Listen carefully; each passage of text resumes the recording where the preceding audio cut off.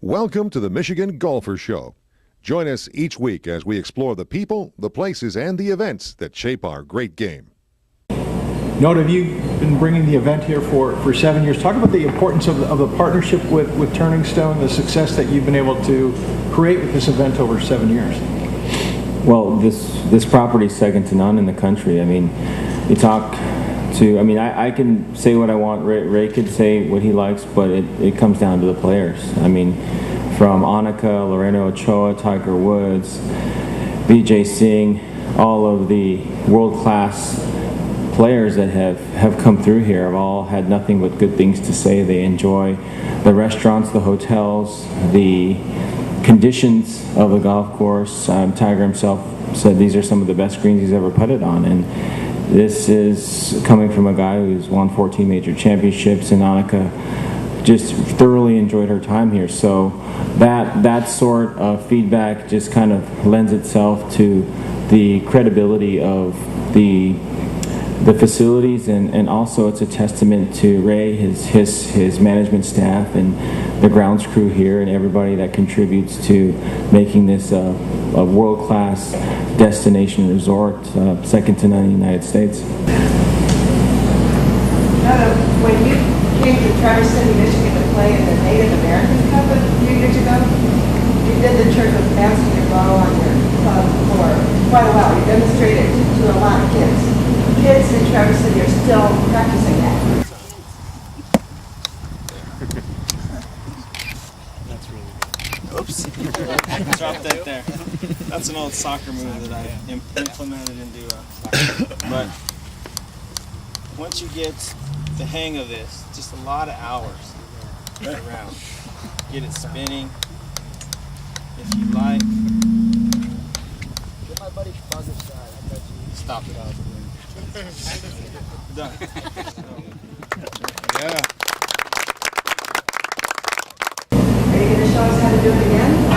I do a lot of those ball tricks for the kids, trying to get them interested in the fun aspect of golf.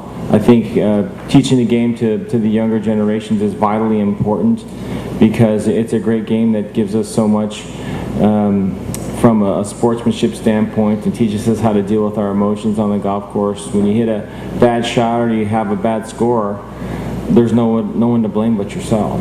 And I think that if we can equip our younger kids with that personal accountability, is wonderful.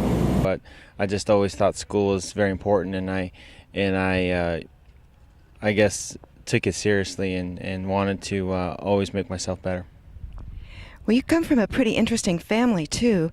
Among other things, your grandfather was one of the code talkers. And I understand that the Navajo language was the basis of that. Can you explain why the Navajo language was so critical to World War II efforts? Well, because nobody could understand it.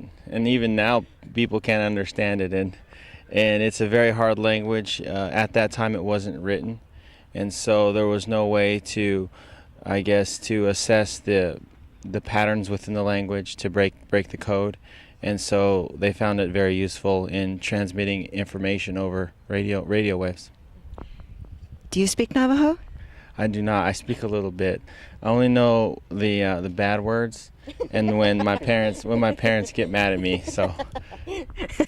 And I understand your mother is a Pueblo, and that's a little bit different kind of a community, isn't it? Yes. Historically, they don't get along, and my parents still don't get along. So I guess it still holds true.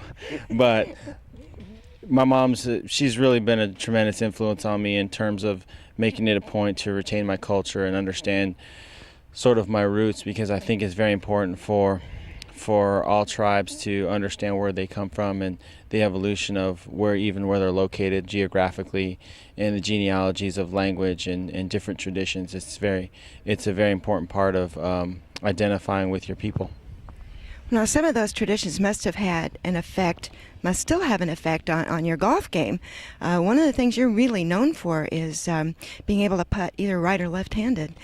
Can you talk a little bit about the culture and your golf game?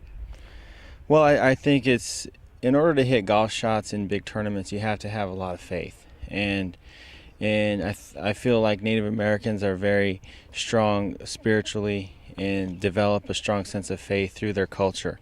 And I've always used that and relied upon that when I've had to hit a big shot under pressure, is that it's you have to believe in yourself. And I always know that there's a lot of Native Americans out there that believe in me, so it really makes things a little bit easier. Wish you good luck, and we thank you very much for talking with us. Thank you.